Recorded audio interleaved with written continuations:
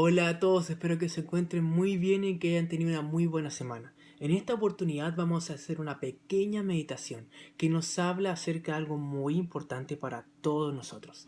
En primer lugar, decir algo. Nosotros sabemos, o por lo menos yo supe hace muy poquito, no lo tenía muy claro, que las hormigas se comunican mediante señales químicas para poder seguir el camino. Yo estoy seguro que muchos de nosotros hemos visto cómo las hormigas van caminando y cómo van una detrás de otra y resulta que mediante señales químicas ellas se dicen entre ellas mismas, entre amigas y todo eso, dónde está la comida, dónde está su hogar, para no olvidarse.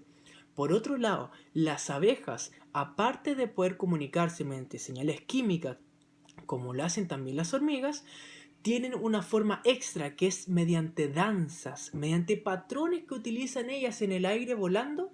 También eso les sirve para dar señales y mensajes importantes. Ahora, esos son formas de camino. Nosotros tenemos un camino muy particular y muy importante que seguir, que es el camino que nos dejó Jesús a cada uno de nosotros. La pregunta inmediata que se nos viene a la cabeza: ¿dónde está el camino y cómo lo encontramos? Y para ello es bastante evidente la respuesta, ¿cierto?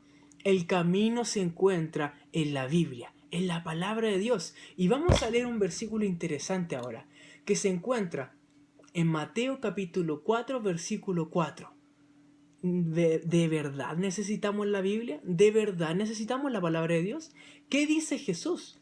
Él respondió y dijo: escrito está, no solo de pan vivirá el hombre, sino de toda palabra que sale de la boca de Dios.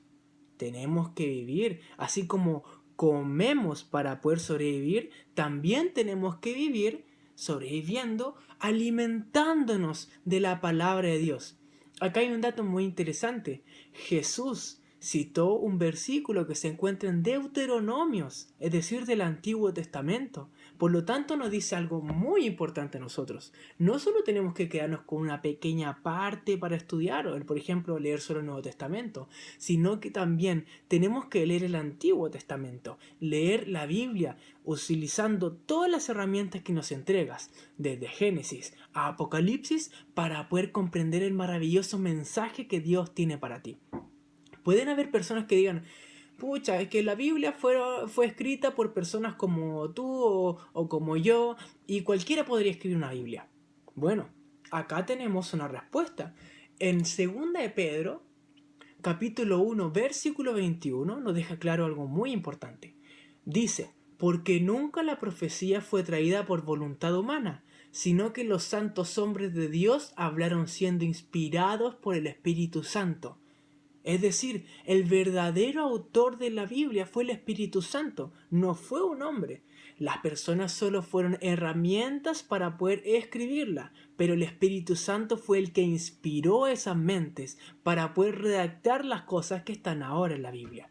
Vamos a leer otro versículo interesante que nos habla acerca de algo que también podemos tener duda. Resulta que a veces leemos un versículo pero puede que no sepamos lo que significa. ¿Qué podemos hacer en esas situaciones? Bueno, la respuesta está también en la palabra de Dios. Resulta que nosotros no tenemos que consultar a otras creencias, ni tampoco que consultar a filósofos, ni consultar a otras personas lo que quiere decir un versículo. A pesar de que lógicamente hay gente que sabe más de la Biblia que nosotros. La verdadera respuesta se encuentra en la misma Biblia. En Isaías capítulo 28 versículo 13 nos dice: la palabra pues de Jehová le será mandamiento tras mandamiento, mandato sobre mandato, reglón tras reglón, línea sobre línea, un poquillo allí, otro poquito allá.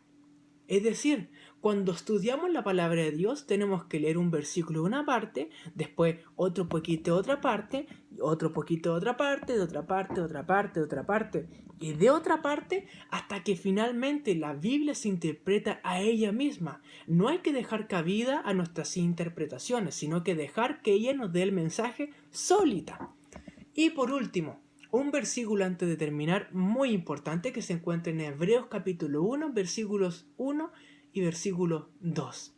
Dios, Habiendo hablado muchas veces y de muchas maneras en otro tiempo los padres por los profetas, en estos postreros días nos ha hablado por el Hijo, a quien constituyó heredero de todo y por quien asimismo hizo el universo. Es decir, antes Dios había hablado a los profetas, claro, el Espíritu Santo para poder inspirarlos.